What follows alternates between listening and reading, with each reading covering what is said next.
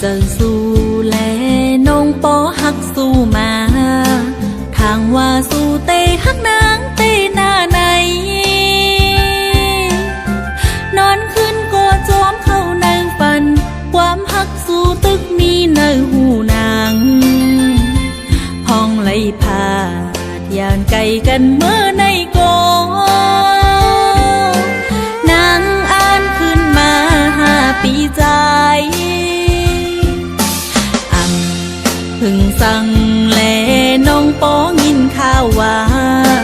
เมื่อเร็วสู่ปีจอมก็เมื่อเยานอนขึ้นก็นางตกใจตื่นจูหักน้องจอมเงินคำกว่าเยา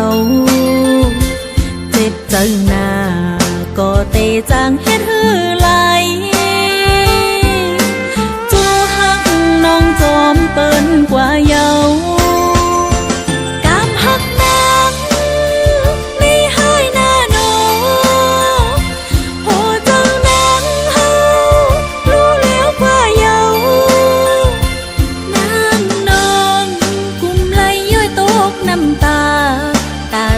คอยขึ้นกันเป็นเน่าหมุนคำเตะตางข้างนางกว่าเยา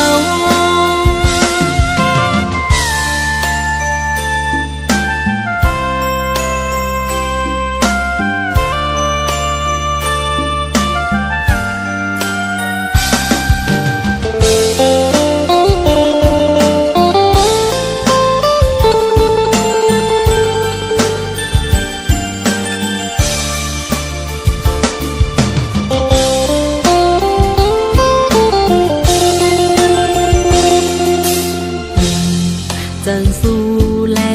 น้องปอหักสู้มาทางว่าสู้เตหักนางเตหน้าใน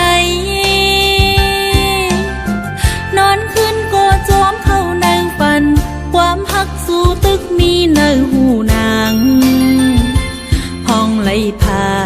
ดยานไกลกันเมื่อในกอนางอ่านขึ้นมา5 ปีใจพึ่งสั่งแลน้องปอยินข่าวว่าเมื่อเร็วสู่ปีจอมก็เมื่อเยา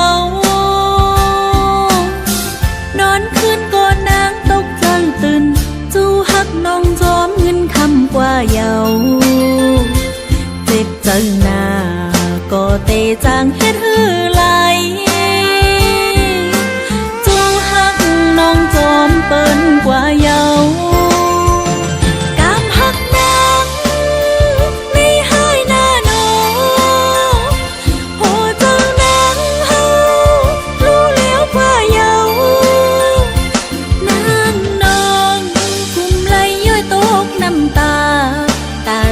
คอยขึ้น